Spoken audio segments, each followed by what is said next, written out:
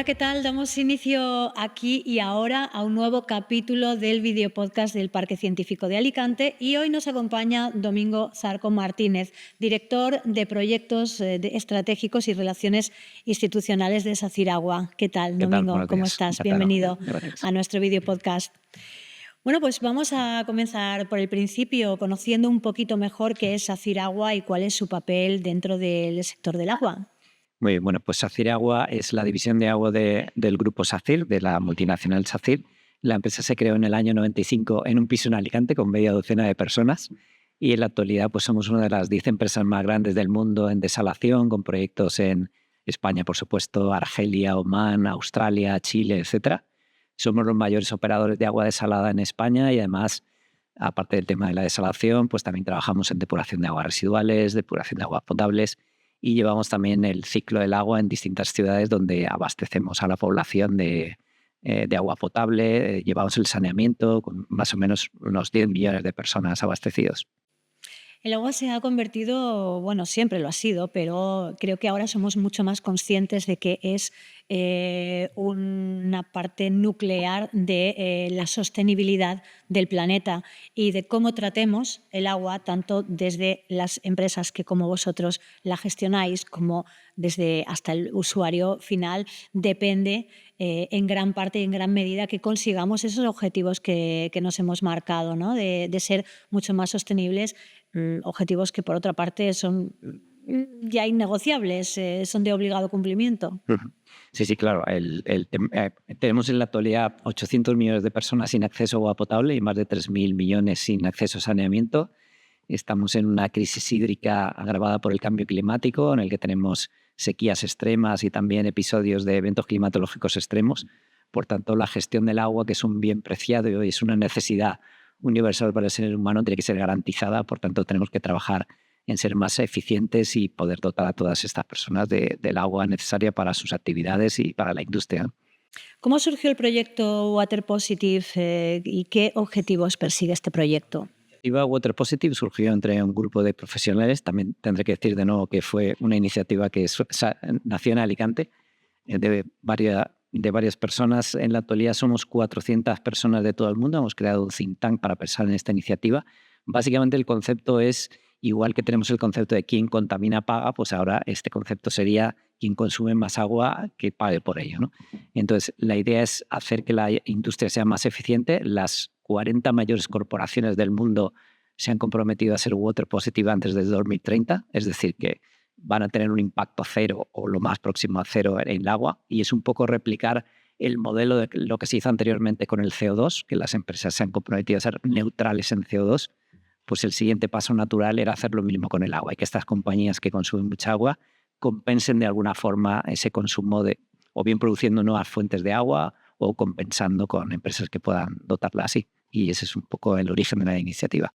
En todo este universo de la sostenibilidad, Domingo, sabes qué compromisos hay muchos que nos reunimos, somos conscientes de la necesidad de adoptarlos, los adoptamos, nos ponemos de acuerdo porque es algo en lo que todos estamos de acuerdo, pero luego hay que ejecutarlos y se marcan unos plazos y esos plazos hay que cumplirlos. ¿En qué punto está este proyecto en este momento? ¿Marcha a buen ritmo o con qué retos os estáis enfrentando? ¿Con qué dificultades también? Bueno, es una iniciativa que surgió a nivel privado entre profesionales del sector, aunque hemos conseguido llegar a altísimas instancias tales como Naciones Unidas. Lógicamente, como digo, tiene que haber un compromiso político y de las instituciones en avanzar en este sentido, igual que se implementaron legislaciones sobre el CO2. Entonces, las dificultades que estamos encontrando, primero, es que es algo novedoso. Hay muchas empresas que ya están comprometidas, como he dicho, estas grandes corporaciones, pero hay empresas que todavía no saben qué es esto de la huella hídrica o su impacto sobre el agua. Y entonces la mayor dificultad con que nos encontramos es el marco legal, o sea, que haya un marco legal adecuado para que se permita este intercambio de agua o de compensación de agua, ¿no? Por ejemplo, en España el agua es de titularidad pública y entonces esto complica el que una empresa pueda compensar su huella hídrica intercambiando derechos de agua con otras, ¿no? ¿Por qué es tan importante y por qué debemos ser tan conscientes de que hay que abordar la cuestión del agua desde una perspectiva sostenible y de circularidad? Bueno, por supuesto, no podemos producir nuevas fuentes de agua o compensar huella hídrica si por otro lado estamos impactando negativamente en el medio ambiente o estamos impactando en la huella de CO2. O sea, todo está relacionado. Por tanto, todas nuestras acciones deben ir encaminadas a que todas las acciones que hagamos sean de forma sostenible. Por ejemplo, en el campo del tratamiento de aguas, básicamente toda la investigación va enfocada hacia la sostenibilidad, más que el desarrollo de nuevas tecnologías o procesos de tratamiento. Estamos embarcados en un proceso de descarbonización, de incrementar la eficiencia energética de nuestras actividades, reducir el impacto ambiental y iniciativas, por ejemplo, en el campo de la desalación tenemos lo que se conoce como brine mining, que es la obtención de sales y productos químicos de las salmueras, o, por ejemplo, en depuración ahora hablamos del concepto biofactoría, en lugar para producir biogás, que puede ser usado para producir energía, lodos que pueden servir de abono y agua que sirve para utilizar. Entonces, toda la investigación y todas las acciones de las compañías van hacia ser más sostenibles.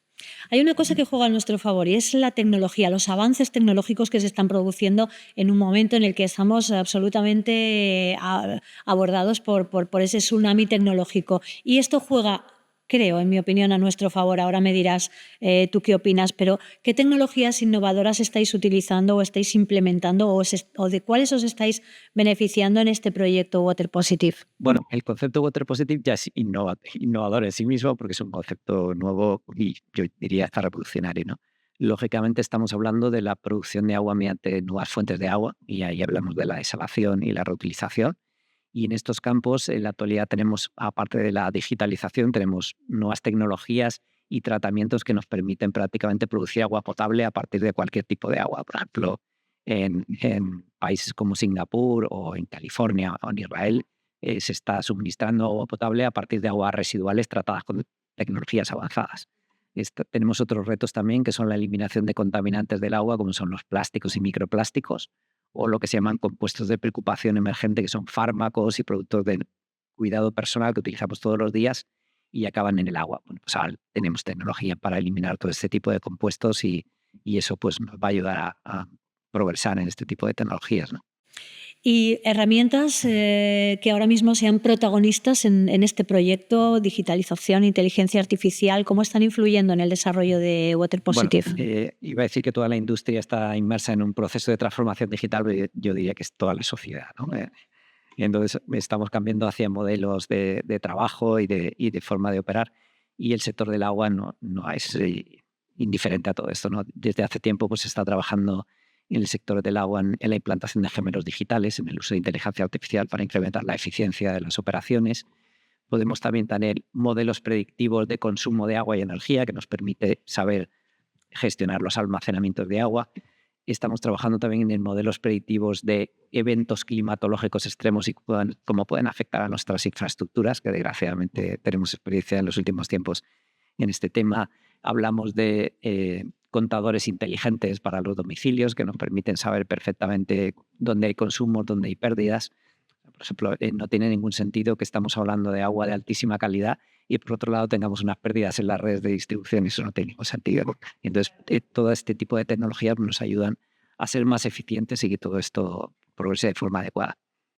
Un caso de éxito donde ya hayáis implementado este proyecto y que, bueno, del que os sintáis especialmente orgullosos y que nos sirva también para entender un poco de una manera práctica cuáles son los beneficios de Water Positive. Bueno, nosotros como think tank somos un grupo de pensadores y por tanto nosotros no ejecutamos proyectos como tal, son las compañías en las que trabajamos nosotros y otras personas para desarrollar estos proyectos.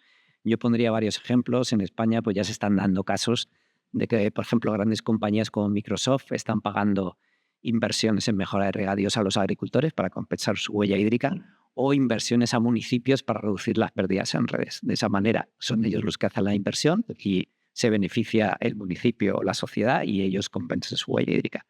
Amazon, sabéis que está implantando también data centers, sus centros de datos en Aragón, y está hablando con los municipios para mejorar sus depuradoras y hacer inversiones. O sea, esto ya se está produciendo de alguna forma, de distintos modos, en distintos lugares. Y luego, por ejemplo, yo me gustaría mencionar que, por ejemplo, en nuestro caso, SACIR Agua, nosotros calculamos nuestra huella hídrica mediante un proceso bastante largo y certificamos nuestra huella hídrica por AENOR, de forma que nosotros somos positivos en agua, gracias a que tenemos mucha producción de desalación, compensamos la huella hídrica de todo nuestro grupo en todos los países en los que está en el mundo y en todas las actividades que tiene, que es una gran corporación. Y recientemente, pues también decir que hemos firmado una alianza estratégica con Acciona, que es uno de los mayores competidores, para trabajar juntos en dar servicio a las industrias para ser water positive, lo cual damos cumplimiento al ODS 17, Objetivo de Desarrollo Sostenible 17, que es cooperación para conseguir los fines. Es algo raro que dos empresas competidoras decidan trabajar juntas para ello. Bueno, es algo raro, pero no debería ser raro. Es decir, aquí esta cooperación necesaria debe existir porque el fin es muy importante y es un fin que perseguimos todos. Entonces, si hay objetivos que perseguimos todos, deberíamos unirnos, seamos o no seamos competencia. Eso, la verdad es que me alegra mucho escuchar que en la esfera privada se producen este tipo de alianzas cuando las echamos tanto de menos en la esfera pública. Y en el caso del think tank, somos 400 personas de todo el mundo, de todo tipo de empresas, perfiles, etc. Tenemos incluso alguna persona representante de la NASA y de organismos muy dispares trabajando con nosotros en esta idea. Y en términos de impacto, ¿qué diferencia Water Positive de otras iniciativas de sostenibilidad hídrica? Bueno, como comentaba antes, redunda en el concepto de aquellas empresas que consumen más agua que sean las que paguen las inversiones, ¿no? Y el concepto de compensación de huella hídrica es muy interesante en ese sentido, ¿no? O sea, yo soy un gran consumidor, estoy retirando agua del medio ambiente, pues debería devolverla de alguna forma, ¿no? Esta compensación de huella para ser water positive no necesariamente tiene que pasar por devolver más agua en volumen, sino que puede ser calidad. Por ejemplo, yo capto agua de un río, pues luego depuro ese río y le devuelvo el agua con mayor calidad, ¿no? Entonces, este tipo de acciones es bastante novedoso y es algo que no se había desarrollado antes. Quiero decir, tiene un cierto paralelismo con la compensación de la huella de CO2, pero es algo bastante novedoso. Abramos el melón del cambio climático porque, bueno, pues es una cuestión que desgraciadamente está encima de la mesa cada vez más. Hace unos años hablábamos del cambio climático como algo que tenía que venir o que iba a venir.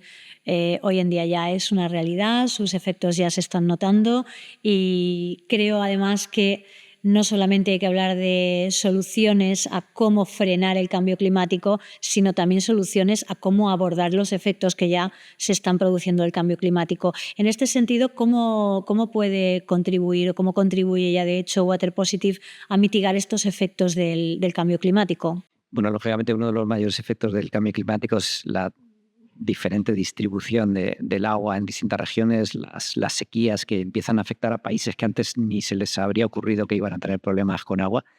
Lógicamente, la iniciativa Water Positive, una parte importante de esa compensación de agua, aparte de los temas de calidad, es generar nuevas fuentes de agua. Entonces, estamos hablando de procesos como la reutilización o la desalación, que al final lo que hacen es que seamos más resilientes, que podamos tener suministro de agua garantizado para todas las actividades. Por ejemplo, en España, el 21% del agua desalada ya va hacia la agricultura, es decir, estamos dando garantías de que pase lo que pase van a tener agua para producir, no pueden permitirse no tener agua igual que la industria, ¿no? Entonces, el contar con estos nuevos recursos, nuevas fuentes de agua, que en el caso de la desalación de agua de mar es una fuente inagotable, el 97,5% del agua del planeta está en los océanos, pues nos garantiza que vamos a tener agua y vamos a poder soportar estos efectos de cambio climático y mitigar sus efectos. Y en este sentido, comentabas, Domingo, que hay colaboraciones muy importantes, ¿no? Y me imagino que no solamente en el ámbito empresarial, sino también en la comunidad universitaria. Imagino que os nutrís también de ese conocimiento, ¿no? Y toda esa innovación que va haciendo grande y sobre todo, iba a decir fiable, pero no es la palabra, sino, digamos, útil el proyecto, ¿no? Sí, claro. O sea, dentro de nuestro think tank hay personas de distinto perfil y hay muchísimas personas que provienen del mundo de la academia, científicos, etcétera, porque además, si no podría parecer que somos la parte interesada, ¿no? Las industrias del sector diciendo, bueno, ya ven a vendernos aquí algo. No. Queremos que es una iniciativa que pensamos que es buena para el medio ambiente y la sociedad y tiene un componente importante científico, de participación de universidades, centros de investigación y distintos organismos, como decía antes. Comunidades y sectores industriales que dependen fuertemente del recurso hídrico, ¿cómo se benefician de este proyecto?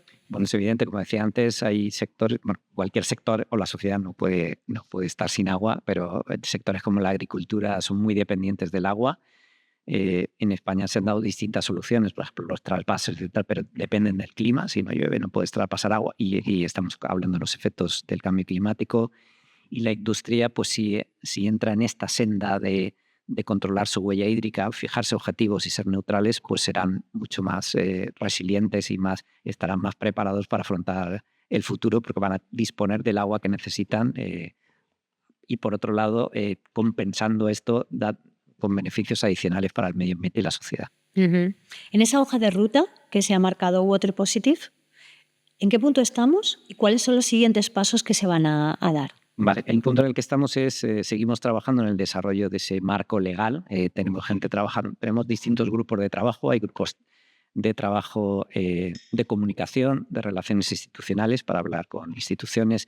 Tenemos grupos de trabajo técnicos, otros desarrollando los modelos económicos para que se permitan estos modelos de compensación de huella hídrica y otros grupos de trabajo trabajando en el marco legal para que esto sea posible. Como decía, pues en España, por ejemplo, tenemos la complejidad o la ventaja de que el agua es de titularidad pública y entonces hay una serie de limitaciones a este intercambio de agua o de derechos de compensación de agua.